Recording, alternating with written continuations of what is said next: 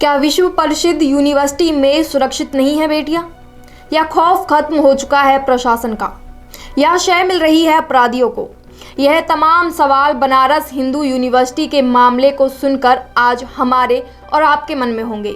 इस मुद्दे पर आज हम विस्तार से बातचीत करेंगे। नमस्कार, आप देख रहे हैं देश रोजाना और मैं आपके साथ पूजा शर्मा। BHU यानी बनारस हिंदू यूनिवर्सिटी जो छात्रा के साथ छेड़छाड़ के बाद सुर्खियों में आ गई है। यह कोई अनसुनी यूनिवर्सिटी नहीं है, बहुत जानी मानी यूनिवर्सिटी है, क्योंकि यहाँ न केवल भारत के ही छात्र पढ़ने आते हैं बल्कि विदेशों से भी छात्र यहाँ पढ़ने आते हैं। अब ऐसे में एक सवाल यहाँ सबसे पहले उठता है, वो है सुरक्षा का। क्या विश्व भर में प्रसिद्ध बनारस यूनिवर्सिटी में सुरक्षा के इंतजाम नहीं है? क्या बेटियां सुरक्षित नहीं हैं? क्या बेटी बचाओ बेटी पढ़ाओ सब फेल हो चुका है?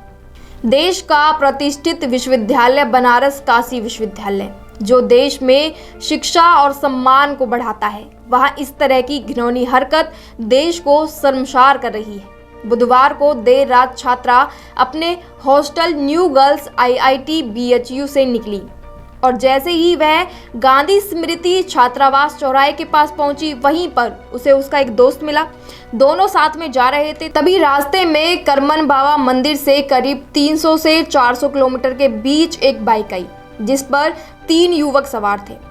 उन लोगों ने अपनी बाइक खड़ी की, दोनों दोस्तों को अलग किया, उसके बाद लड़की के मुंह को बेरहमी से दबा दिया ताकि उसके मुंह से आवाज बाहर ना आए।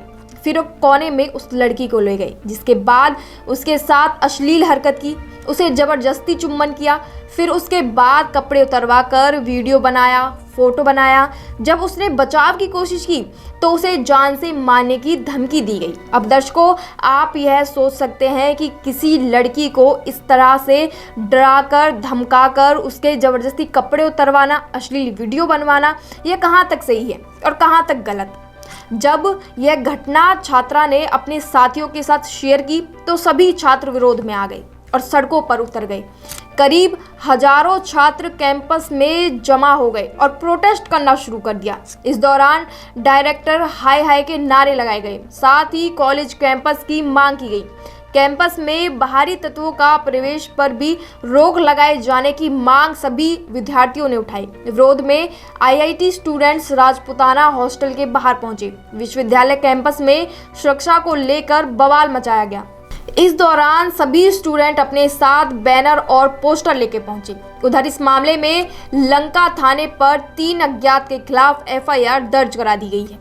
BHU IIT के छात्रों का प्रदर्शन जारी है। हजारों की संख्या में छात्र डायरेक्टर ऑफिस के सामने प्रदर्शन कर रहे हैं। इस दौरान छात्रों की मांग है कि BHU IIT कैंपस को कॉलेज कैंपस बनाया जाए। BHU IIT PhD के छात्रों ने कहा कि कल रात कैंपस में IIT की एक छात्रा के साथ बाहरी लड़कों द्वारा छेड़छाड़ की गई, उसके कपड़े तक फाड़े गए, जिसके बाद हम सभी छात्रों में नाराजगी और आक्रोश है और हमारी मांग है कि जब तक डायरेक्टर सर आकर हमसे मुलाकात नहीं करेंगे और हमारी सुरक्षा को लेकर कोई आश्वासन नहीं देते हैं, तब तक उनका प्रदर्शन इसी तरह जारी रहेगा।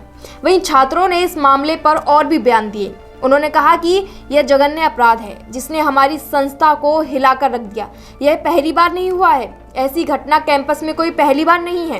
कैंपस में ऐसी घटना और भी कई बार हो चुकी हैं। छात्रों ने परिसर में सुरक्षा को लेकर बार बार चिंता जताई। हालांकि प्रशासन पर्याप्त कार्रवाई करने में विफल रहा है। इन हालिया घटनाओं को लेकर IIT BHU छात्र पार्लियामेंट एक संस्थान व्यापी विरोध शुरू कर रही है।